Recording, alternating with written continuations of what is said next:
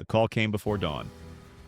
It was August 19th, 1991, and Mikhail Gorbachev, the man who had spent 6 years trying to save the Soviet Union, was locked inside his vacation dacha in Crimea, cut off from every communication line his guards had not already severed. Outside, naval vessels had repositioned. The roads were blocked. His personal security detail had been replaced overnight. He pressed the buttons on his telephone one by one. Dead? Dead? Dead. He was, for all practical purposes, a prisoner, and the men who had imprisoned him were the people he had appointed himself. To understand what was at stake in those 72 hours, you have to understand what Gorbachev had been attempting, something that no leader of a nuclear superpower had ever tried before. He was not trying to destroy the Soviet Union, he was trying to save it. Through glasnost, openness, and perestroika, restructuring, he had spent half a decade trying to bleed out enough of the system's poison to keep the body alive. What he had done instead, as his critics had warned, and as he had refused to believe, was open a wound that could not be closed. By the summer of 1991, the Soviet Union was coming apart at the seams. Lithuania had declared independence. Latvia had followed. Estonia, Georgia. The economy was in free fall.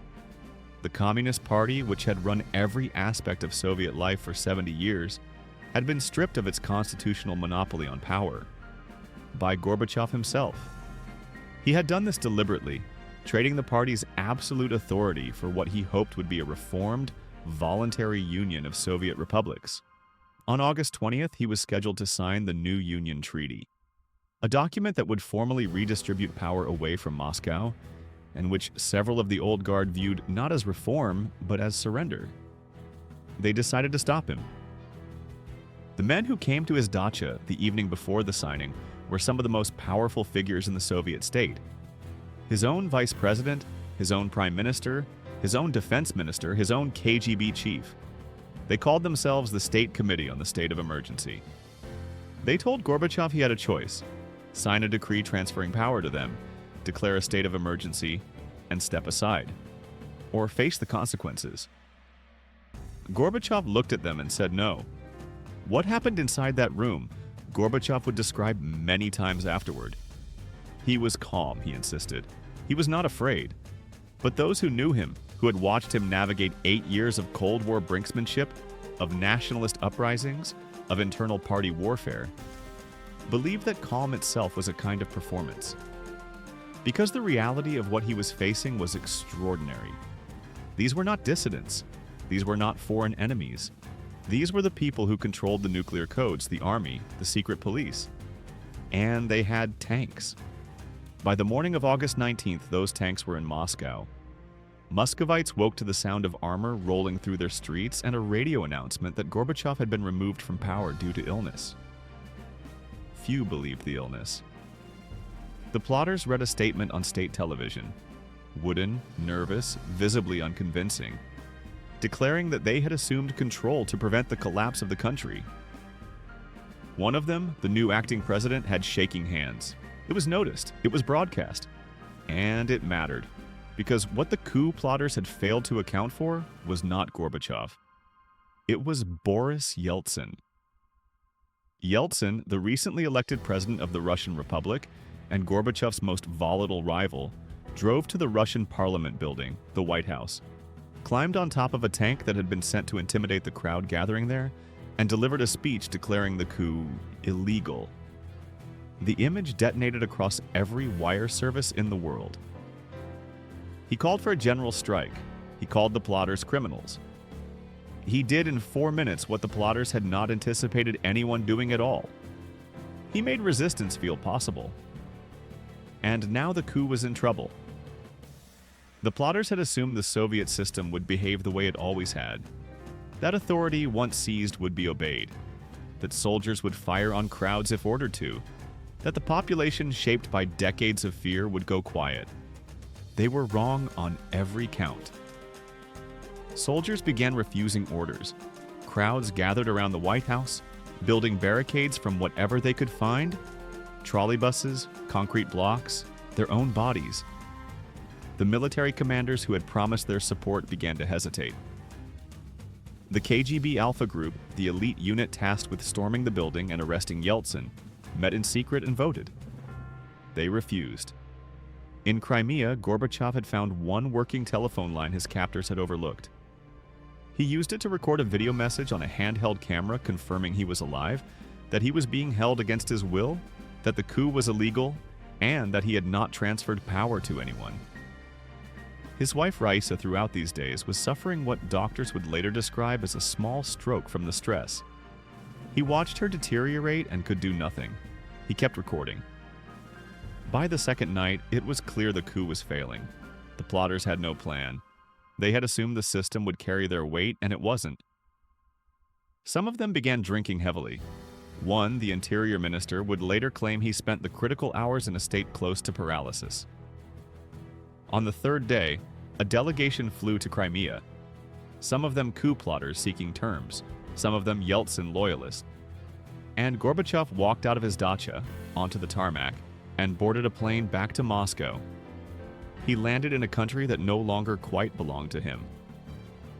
This is the part the history books tend to move through quickly, because what followed is uncomfortable and does not resolve cleanly. Gorbachev returned to power, technically. He appeared at a press conference exhausted, shaken, and said something that stunned the room. He still believed in the Communist Party. He intended to reform it. He did not yet understand or could not yet accept that the coup, even in failing, had finished what it started. The party was dead. The Union was dead. Yeltsin, standing beside him in a chamber of the Russian parliament, handed him a document and told him to read it aloud. It was the minutes of a cabinet meeting in which Gorbachev's own ministers had supported the coup. Gorbachev read it. His voice did not break, but something in his face did. Over the next 4 months, one by one, the Soviet republics declared independence. Ukraine voted for it by 90%. When Ukraine left, everyone understood it was over. On December 25, 1991, Gorbachev sat at his desk in the Kremlin, signed the documents dissolving the Soviet Union, and handed the nuclear briefcase to a Yeltsin aide. He then gave a televised address. He said he had done what he believed was right. He did not say he had succeeded. The Soviet flag over the Kremlin came down that night, and the Russian tricolor went up. What lingers about the August coup, what keeps it from being a simple story of good versus evil, of reformer versus reactionary, is the question underneath it that no one ever fully answers. The coup plotters were, by any measure, incompetent and cowardly men who lost their nerve at the moment of maximum consequence. But they were not entirely wrong in their diagnosis. The Soviet Union did collapse. The reforms Gorbachev believed would save it did help to end it. The question of whether a harder, smarter, more ruthless version of what they attempted might have preserved the Union, or at least transformed it differently, is one that historians still argue about, and one that certain governments today have built entire ideologies around. Gorbachev himself lived until 2022. He died in August of that year, 31 years almost to the day after he walked out of that dacha. In his later life, he was largely ignored in Russia, where the story of his era had been rewritten as one of humiliation and loss. He received more affection from abroad than from the country he had governed. He said in interviews that he did not regret liberalizing. He said he regretted that he had not moved faster on certain things, and on others, that he had moved too fast. He expressed opposition to the war in Ukraine in terms that were careful and always slightly incomplete. He was a man who believed with total sincerity that a system built on coercion could be reformed through reason, that you could open a closed thing slowly enough that it would not shatter. He was wrong, or the timing was wrong, or the people around him were wrong. History rarely offers a clean verdict on the difference. What we know is this: for 72 hours in August of 1991, the man who controlled the largest nuclear arsenal on Earth sat in a room in Crimea with a dead telephone, watching his wife suffer, refusing to sign a piece of paper. The men who wanted him to sign it had tanks and divisions, and the entire infrastructure of a totalitarian state. He had nothing except the word no. It didn't save the Soviet Union. but it may have been the thing that saved everyone else from something far worse. A desperate, cornered empire ruled by frightened men with its finger on the trigger. That is not a small thing, even if no one quite knows what to do with it.